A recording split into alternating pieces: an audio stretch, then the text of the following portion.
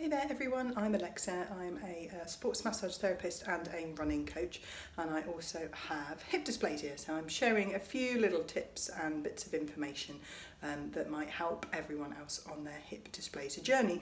And today I thought I'd give you a little bit of a guided tour to some of the muscular anatomy around the hip joint. It really helped me to understand a little bit more about what was going on, and also just to bear in mind that our muscles really do try to help. The only kind of trick they have up their sleeve in order to help our unhappy hips is to get tighter. That's all muscles can really do in life. And often that getting tighter isn't the most well thought through strategy on behalf of the muscles, but they're always coming from a place of trying to be helpful, trying to look after our hip joints and trying to kind of stabilise things for us. So that's just worth bearing in mind a little bit when we're getting some fairly severe pain sometimes from our angry and upset muscles. So I'm just going to zoom in a little bit on my little anatomy chart here. And the first thing I'm going to look at is this weird little diagram, which is basically the front of our torso with all of our tummy and digestive organs and everything scooped out from this bit in the middle.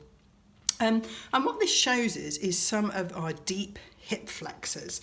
So you might have heard the term hip flexors quite a lot. Now these muscles run down the inside of our lower back.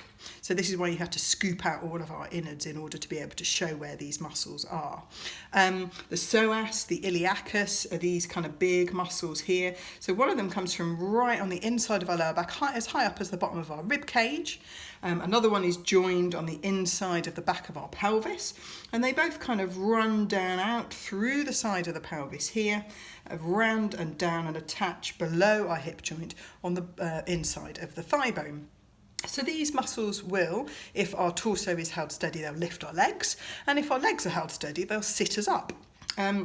They're often damaged or severed during osteotomy surgery to correct hip dysplasia, and they're often a little bit problematic before surgery.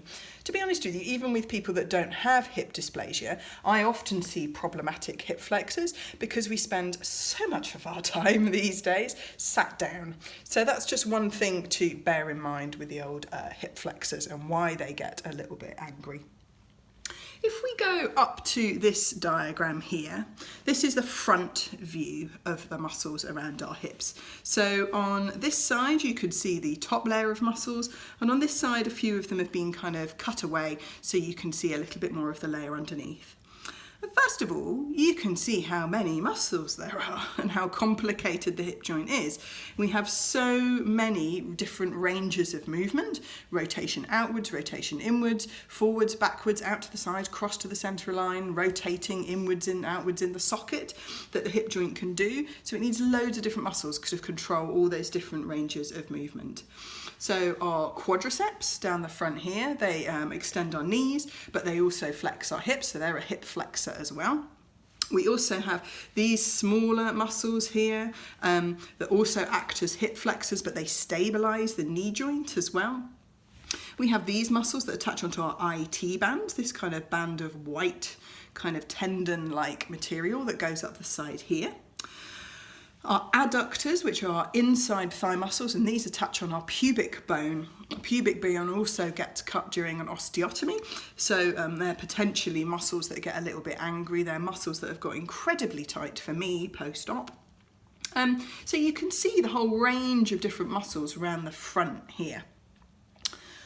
Moving on to the back of our body though, oh my goodness, things get more complicated. So again, there's one layer here with the top level muscles and another layer underneath with the ones that sit underneath. This is our gluteus maximus, one of the strongest muscles in our body, very important for walking and running.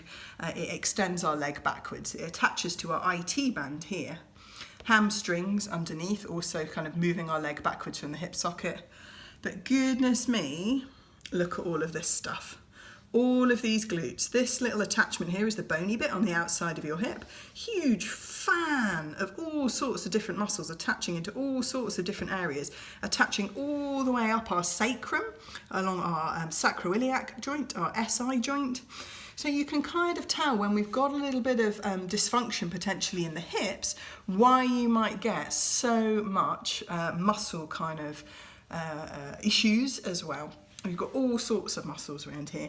We often get a little bit of pain on this little bony bit on the outside of our hip joint. It's an attachment point for a huge number of big, powerful muscles, as I say, as well as the SI joint as well. So it's something to bear in mind that all of these muscles are attaching around the hip joint and can be causing pain even when it's not necessarily the hip joint itself.